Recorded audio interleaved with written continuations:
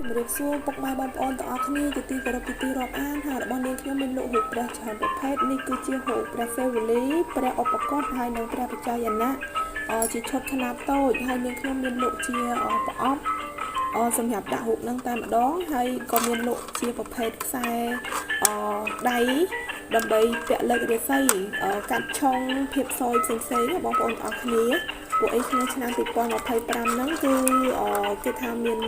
ភាពឆុងច្រើនក្នុងខែឆ្នាំបងប្អូនមួយចំនួនធំហើយនេះគឺជាគ្រឿងដែលថាយើងពាក់ដើម្បី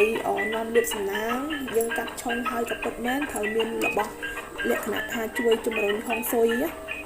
ជំនឿច្រើនប្រទេសមានទាំងប្រទេសខ្មែរប្រទេសចិនប្រទេសថៃនៅលើពិភពលោកជាច្រើនពួកគាត់គេឲ្យពាក់នៅខ្សែអង្កាំដែលមានត្បូង5ពណ៌បងប្អូនទាំងអស់គ្នាដើម្បីជួយលើករាសីឲ្យមានលាភសំណាងចូលវិញហើយនេះគឺជារូបព្រះដើម្បីដាក់នៅក្នុងផ្ទះចម្រើនជាសិរីមង្គលលាភសក្ការៈផ្សេងព្រះអង្គសេវលីជាព្រះដែលនាំលាភសំណាងជាច្រើនហើយព្រះឧបកតនិយាយទៅតកតងជាមួយនឹងជំនឿប្តេញនៅគ្រូឧបទ្រពចង្រៃទាំងពួងព្រះអង្គផ្ចាញ់មាឈ្នះមាចងមាហើយមានព្រះបច្ច័យណៈព្រះអង្គគឺមានបារមីហើយតកតងមួយនឹងភាពស្អាតភាពស្នេហ៍តាក់ទាញហើយនឹងឆ្លាតបញ្ញាវាងវៃព្រះបច្ច័យណៈចឹងតាមជំនឿខាងពុទ្ធសាសនាព្រះអង្គទាំង3ហ្នឹង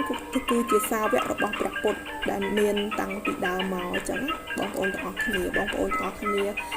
ចាប់អារម្មណ៍បងប្អូនអាចតាក់ទងមកលេខទូរស័ព្ទរបស់នាងខ្ញុំឬតាម Telegram ក៏បាន